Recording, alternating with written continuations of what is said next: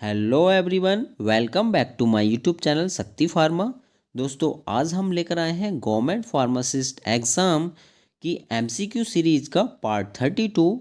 दोस्तों, यदि आप government pharmacist exam such as GSSB pharmacist exam, AIIMS pharmacist exam and OSSC pharmacist exam की तैयारी कर रहे हैं तो दोस्तों यह एमसीक्यू सीरीज़ आपको ज़रूर देखनी चाहिए, क्योंकि यह एमसीक्यू सीरीज़ दोस्तों आपके लिए बहुत महत्वपूर्ण होने वाली है।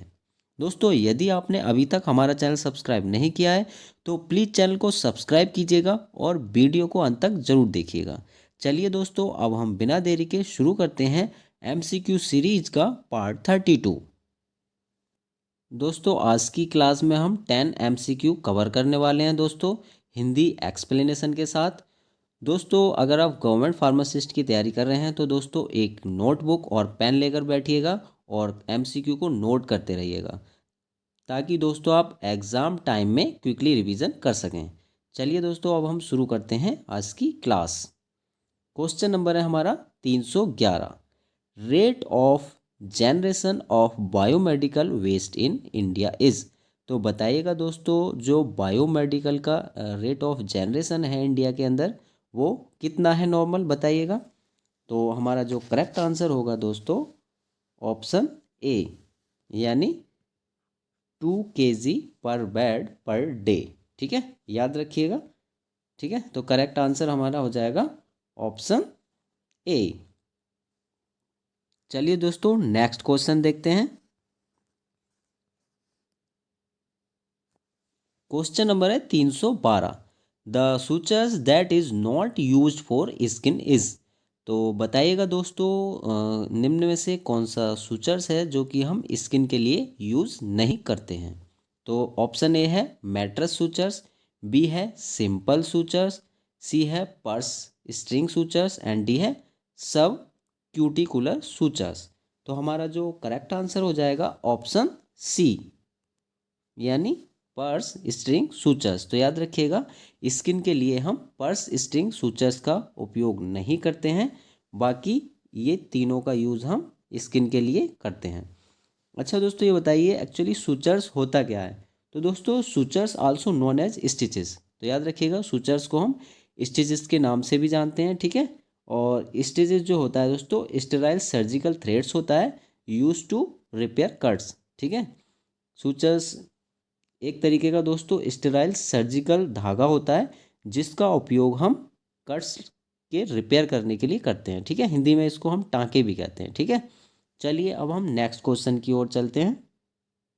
क्वेश्चन नंबर है 313। Process and policy of reducing the amount of waste produced by person और सोसाइटी इज कॉल्ड। तो बताइएगा दोस्तों, जो वेस्ट प्रोड्यूस्ड जो होता है दोस्तों पर्सन और सोसाइटी के द्वारा, उसको रिड्यूसिंग करने की पॉलिसी को हम क्या कहते हैं। तो ऑप्शन ए है मिनिमलाइजेशन, बी है कर्टेलमेंट, सी है बैन एंड डी है कंजर्वेशन। तो हमारा जो राइट आंसर रहेगा ऑप्शन ए, यानी मिनिमलाइजेशन। ठीक है, तो करेक्ट आंसर हो जाएगा ऑप्शन ए। चलिए नेक्स्ट क्वेश्चन देखते हैं। क्वेश्चन नंबर है 314। Human anatomical waste should be disposed by. तो बताइएगा दोस्तों, जो ह्यूमन एनाटॉमिकल वेस्ट होता है उसको डिस्पोज्ड किसके माध्यम से करते हैं हम, बताइएगा। Option A microwaving, B incineration, C landfill and D है ऑटोक्लेविंग।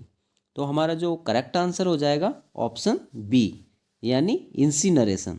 तो दोस्तों इम्पोर्टेंट क्वेश्चन है ये, कई बार फार्मासिस्ट एग्जाम में पूछा गया है, तो इसको नोट जरूर कर लीजिएगा।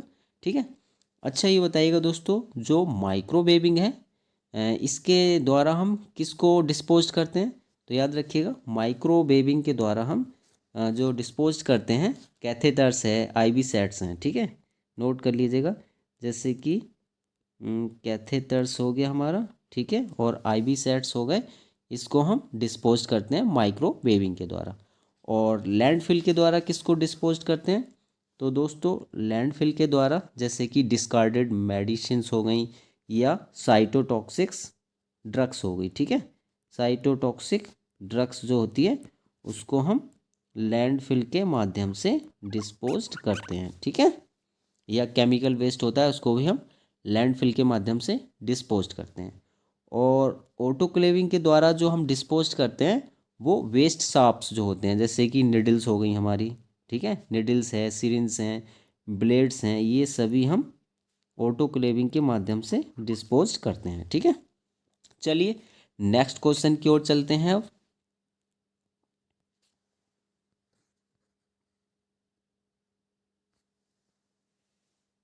क्वेश्चन नंबर है 315, patch clamp method is used for. तो बताइएगा दोस्तों, जो पैच क्लैंप मेथड होता है वो किसके लिए यूज्ड होता है। तो इसका जो हमारा करेक्ट आंसर रहेगा option A. Option A is correct answer, यानी recording ion current flow through single channels, ठीक है। चलिए नेक्स्ट क्वेश्चन देखते हैं।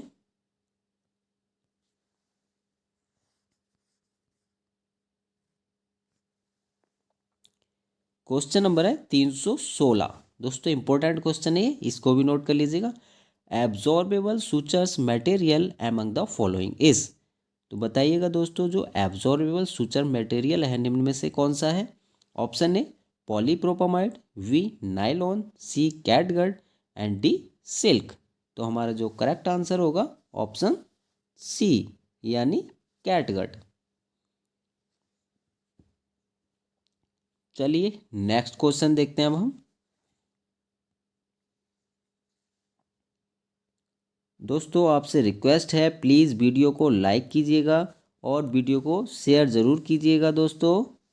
चलिए नेक्स्ट क्वेश्चन की ओर चलते हैं।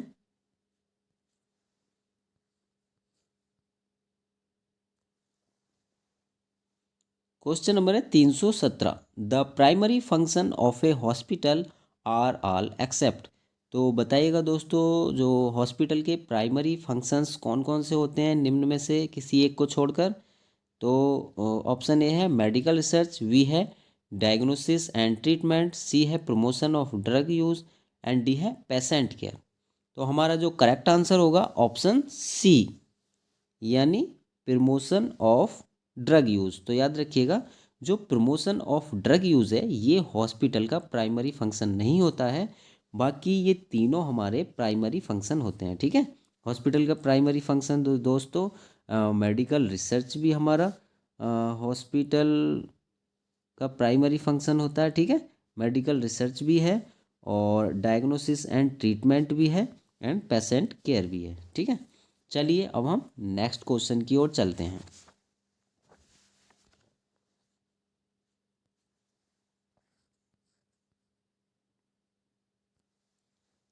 क्वेश्चन नंबर है 318, dosage of drugs is determined by the following except. तो बताइएगा दोस्तों, जो डोसेज ऑफ ड्रग्स हैं वो डिटरमाइंड होती हैं किसके द्वारा, किसी एक को छोड़ करके। Option A volume of distribution, B half life, C lipid solubility and D excretion of drug. तो हमारा जो करेक्ट आंसर रहेगा ऑप्शन सी, यानी लिपिड सोलुबिलिटी।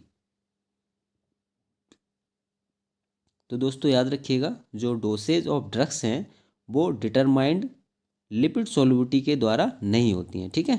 बाकी volume of distribution, half life और एक्सक्रेशन ऑफ ड्रग के द्वारा डिटरमाइंड होती हैं, ठीक है। चलिए अब हम नेक्स्ट क्वेश्चन की ओर चलते हैं। क्वेश्चन नंबर है 319। दोस्तों मोस्ट इंपॉर्टेंट है, इस तरीका के क्वेश्चन कई बार फार्मासिस्ट एग्जाम में पूछे जा चुके हैं। Under drug and cosmetic act schedule FF contains the list of the following. तो बताइएगा दोस्तों, जो डबल एफ जो हमारा शेड्यूल है वो किससे रिलेटेड है बताइएगा। ऑप्शन ए हमारा drugs which can be marked under generic names only, और बी है drugs which are habit forming, option C है standards for ophthalmic preparations and D है drugs which are exempt from certain provisions applicable to manufacturing. तो हमारा जो correct answer होगा option C होगा। Option C is correct answer, ठीक है। याद रखिएगा, जो स्टैंडर्ड फॉर ऑप्थेल्मिक प्रिपरेशंस हैं वो हमारा शेड्यूल एफ से रिलेटेड है, ठीक है, नोट कर लीजिए। दोस्तों इसको याद करने का अच्छा तरीका है schedule F F. F F means होता है दोस्तों डबल फोकस, और फोकस हम किससे करते हैं, आइस से, और आइस से रिलेटेड होता है ऑप्थेल्मिक। तो याद रखिएगा schedule F F related to standard for ophthalmic preparations. अच्छा दोस्तों अब ये बताइएगा जो drug which can be marked under generic names से, ये किस शेड्यूल्स के अंतर्गत आता है। तो जो जेनरिक मेडिसिन्स होती हैं यानी मार्क्ड अंडर जेनरिक्स, ये हमारे शेड्यूल डब्लू के अंतर्गत आती हैं। याद रखिएगा शेड्यूल डब्ल्यू, ठीक है, शेड्यूल डब्लू। ओके। और drugs which are habit forming जो ड्रग्स होती हैं, ये हमारी कम्स अंडर शेड्यूल एक्स, ठीक है। हैबिट फॉर्मिंग जो होती हैं ये हमारी शेड्यूल एक्स के अंतर्गत आती हैं, ये भी आप याद रखिएगा। और drugs which are exempt from certain provisions applicable to manufacturing, तो जो मैन्युफैक्चरिंग से एग्जेम्प्टेड रखी गई हैं ड्रग्स, वो कम्स अंडर शेड्यूल के, ये भी याद रखिएगा, ये आती हैं हमारी शेड्यूल के अंतर्गत, याद रखिएगा, ठीक है, इसको नोट कर लीजिएगा। चलिए अब हम नेक्स्ट क्वेश्चन की ओर चलते हैं।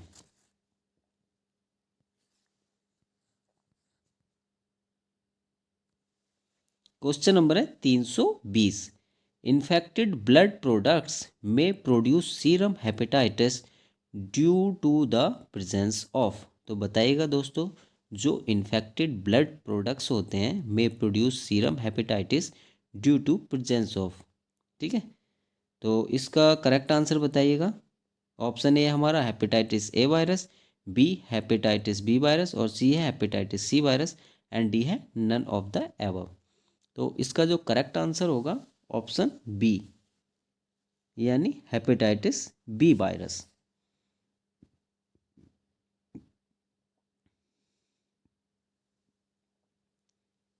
दोस्तों ये बताइए हेपेटाइटिस एक्चुअल में होता क्या है।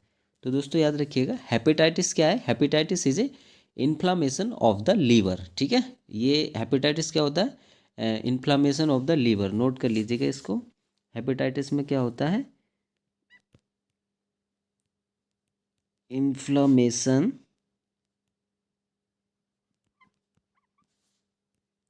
Of the liver. हेपेटाइटिस में क्या है, लीवर पे स्वेलिंग आ जाती है, ठीक है, caused by the hepatitis virus के कारण स्वेलिंग आ जाती है। और जो हेपेटाइटिस होता है दोस्तों हमारा 3 टाइप्स का होता है, hepatitis A virus, hepatitis B virus, and hepatitis C virus. दोस्तों यदि आपको इस क्लास का पीडीएफ चाहिए तो हमारे टेलीग्राम ग्रुप को ज्वाइन कीजिएगा। पीडीएफ आपको टेलीग्राम ग्रुप पर मिल जाएगा दोस्तों, और लिंक आपको डिस्क्रिप्शन बॉक्स में मिल जाएगा। दोस्तों यदि आपने अभी तक हमारा चैनल सब्सक्राइब नहीं किया है तो प्लीज़ चैनल को सब्सक्राइब कीजिएगा दोस्तों, और वीडियो आपको पसंद आया हो तो प्लीज़ वीडियो को लाइक एंड शेयर करना नहीं भूलिएगा दोस्तों। और दोस्तों आपको नेक्स्ट वीडियो किस टॉपिक पर चाहिए आप जल्दी से हमें कमेंट करके बताइएगा दोस्तों। सो प्लीज़ दोस्तों stay healthy and take care. Thank you for watching.